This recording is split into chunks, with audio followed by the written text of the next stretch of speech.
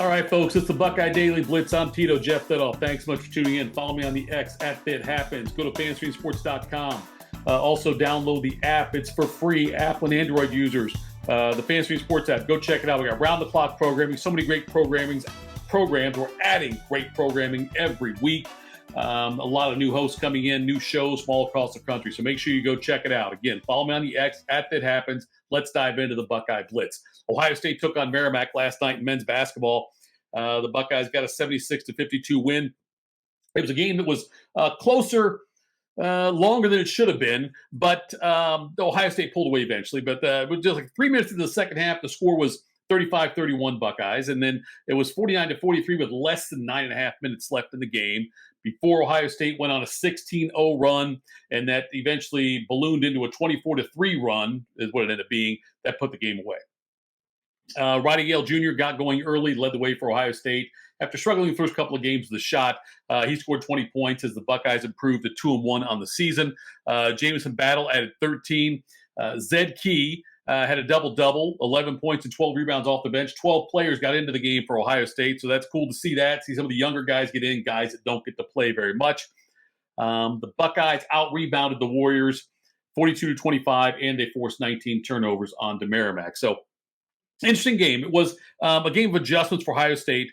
Other than Gale, they did struggle early offensively with the Merrimack zone defense. And head coach Chris Holtmann talked about that extensively going into the game. And really in the preseason, he talked about how his first few opponents, they all had differing styles of defense. We talked about A&M having this tremendous man-to-man defense where they switch and they do very well positionless a lot of the times for A&M. Merrimack, though, plays a zone defense, which not a lot of teams employ that much anymore, but you will go up against it sometimes, and Ohio State got the experience last night. Like I said, they struggled early trying to figure out how to get the open shots and attack the zone. And once they figured that out, all they needed then was some confidence shooting, and that was really the difference. And you saw them, they got a lot more confident as the game went on, taking the shots from the outside. Jamison Battle, I love. He took one that was a heat check that was pretty deep that he probably shouldn't have. But nonetheless, he seemed confident out there shooting. I love what he was doing, taking the ball to the rack. Battle seems to get more and more comfortable in this offense. Zed Key looks great. A great spark off the bench is what he's been. They've been starting Felix Akpara, and he's done well. But Zed coming off the bench, Zed looks like even better shape than he was last year and moves so much better than he did even just a couple of years ago with this Ohio State team. A lot more agile under the hoop, a lot quicker. That first step is a lot quicker for him. And I just love Zed Key's game. I know the announcers kind of went overboard a little bit talking about next level for Zed Key as far as playing at the next level and whatnot. But I don't necessarily see that. I think he's a really good player, though, for Ohio State. He works his butt off, and he plays a great role for the Buckeyes.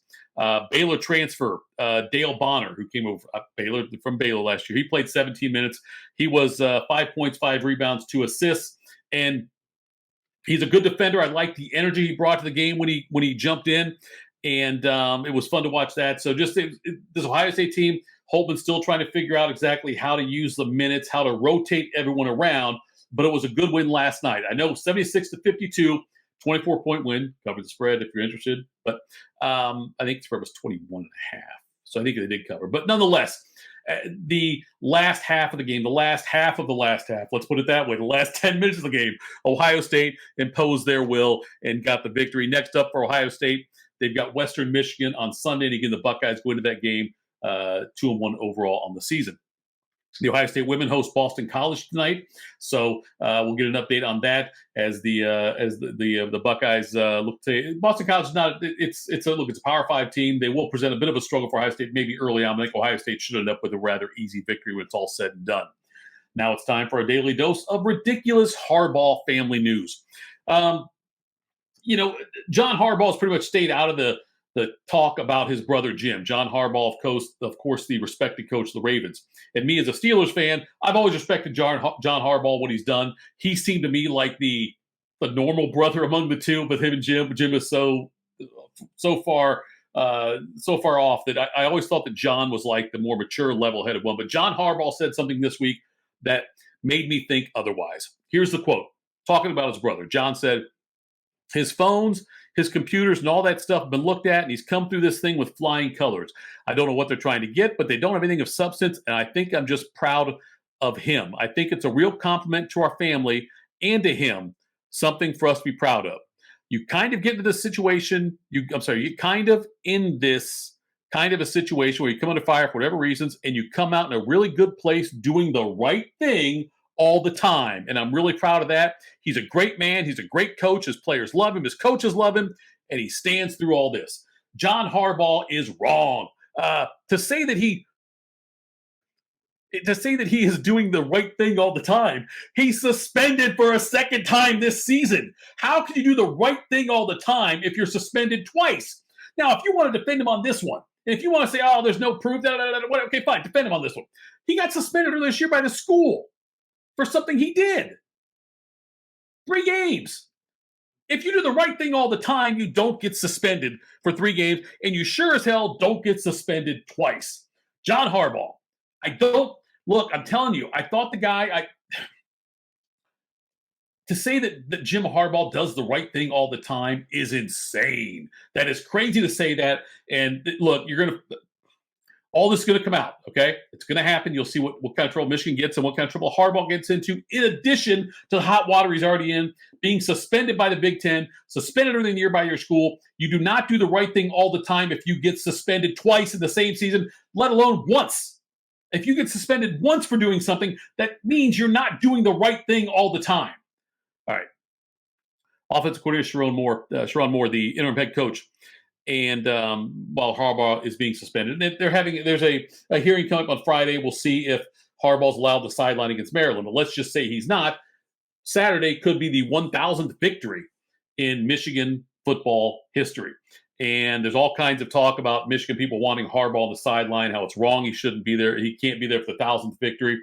Honestly, I think there'll be another 1,000th victory coming up later on after Harbaugh's gone, because I think there's some winds will get vacated through all of this. So everyone's upset about it. Moore said, I definitely want Coach to be the coach when that happens. I would say to me and everybody else that this would be his win. It wouldn't count as mine. He's the coach's football team. I'm just standing there to make sure we don't mess it up. Look, I don't think it's going to be the 1,000th victory. It might be for Saturday. Saturday it might say, okay, 1,000th victory, big deal, rah, rah, rah. Wins are going to get vacated, I believe. I think there'll be another chance for a 1,000th victory somewhere else down the line. But like I said, I think Harbaugh will be gone when that happens. All right, Ryan Day had no update this week. We'll switch gears. A huge switch. Go to Ohio State. On the status of, he didn't give any kind of update on Michael Hall Jr., the defensive tackle.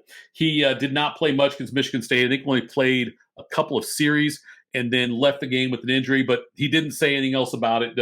They didn't address it all. We're not sure if Hall will be available for Minnesota or not. Still waiting to hear word on that. Wouldn't surprise me if he's not. Look, in a lot of cases, I would hold these guys out if you can to get ready for the game against Michigan. You want them to be healthy there. I don't want to see anybody get hurt in a blowout win over Minnesota, which I expect it to be.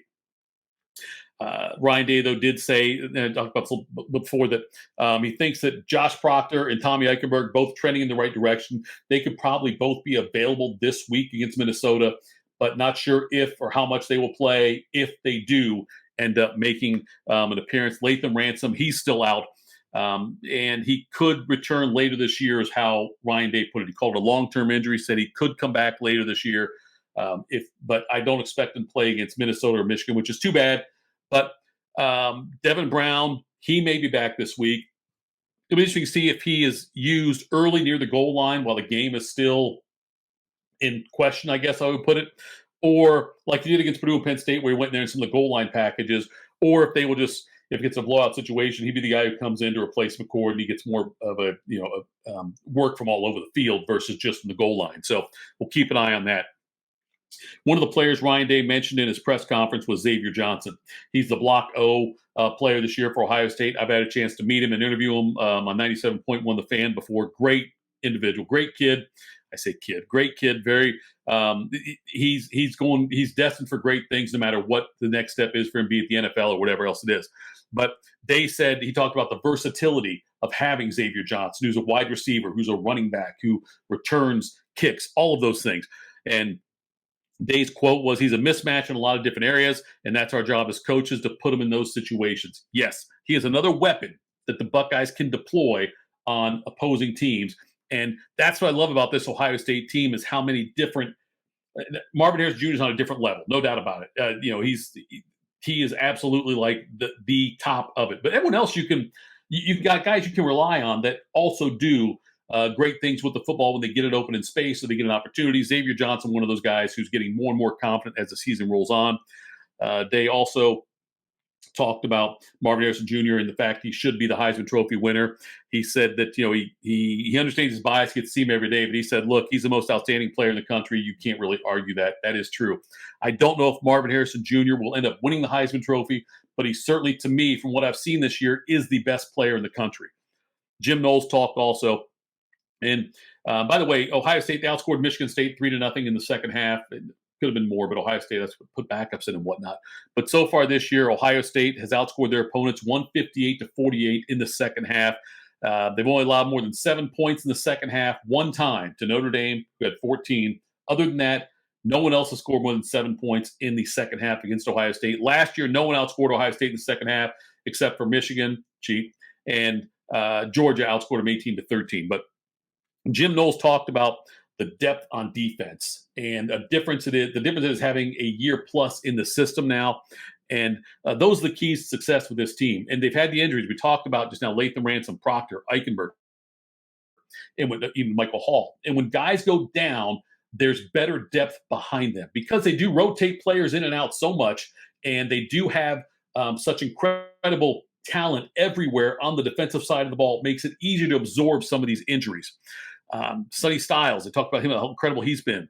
And both Day and Knowles, they praise Sonny Styles and his size and versatility, how it gives him an edge against opposing offenses. He is going to be someone fun to watch next year as well, which could very well likely be his third and final year at Ohio State, where he goes on to greener pastures in the NFL. Okay, recruiting. We'll talk about that a little bit. The ESPN's updated the 2024 football recruiting class rankings. Georgia 1, Ohio State 2, Oregon 3, the Florida Gators at 4, Florida State at 5, and among other schools that are in there, Penn State's 11th, Michigan 18th, USC, future Big Ten school, 19th, Wisconsin 27, Nebraska 28, Purdue 30. And it could change a little bit depending on what happens to Jeremiah Smith. Jeremiah Smith is the five-star wide receiver who committed to Ohio State in December last year. And some scouting services have him as the number one overall prospect in the class of 2024. And he recently took a trip to Florida State, Tallahassee, to watch the Florida State-Miami game this past weekend, in which the Seminoles won 27-20. And tweeted out something cryptic, said God's plan.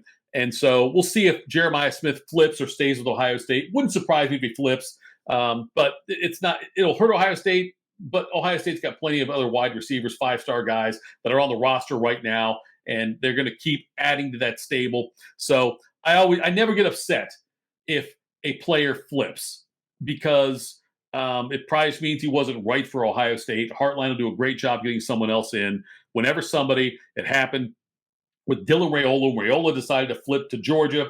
Fine, whatever. It doesn't bother me when that happens because I have confidence in Ohio State being able to coach and mold the players that come in. So Jeremiah Smith might be the best receiver, but Ohio State will have no problem. Marvin Harrison was not the best receiver in his class when Ohio State got him in there. You look at what he's been able to do through his own work ethic, but also from being coached up by Ohio State, body by Marotti, what they do with nutrition, strength and conditioning, all those kinds of things makes a big difference.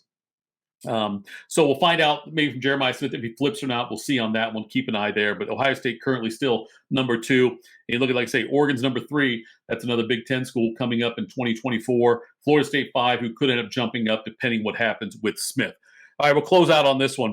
On Tom Brady's Let's Go podcast with him and Larry Fitzgerald and Jim Gray. Brady made a bet with C.J. Stroud, former Buckeye quarterback, current Texan quarterback. And it's on the Ohio State-Michigan game. You'll see athletes do this all the time. This was a funny one.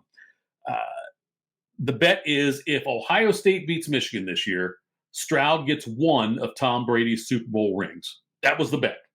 And that's what Brady would have to give up. Then Brady was asked what he would have to get, or what Stroud would have to give up if Michigan wins. And here's Brady's quote. If Ohio State wins, which I really don't think, whatever, we're going to see. You get one of my Super Bowl rings. That's what he said to Stroud. And if Michigan beats Ohio State, you have to give me all your youth, your agility, your time, and the 40-yard dash. And all your future years in the NFL, how about that? So that was the bet that was made in jest. But I can't wait. Ohio State, Michigan week coming up here. Chicago by Minnesota. Make sure you follow me on the X at FitHappens. Thanks for tuning in. And again, FanStreamSports.com. FanStream Sports app, free on app for Apple and Android users. Go to the Facebook page as well. But we'll be back again to talk after this Ohio State women's game tonight. Have a great day. Go Bucks.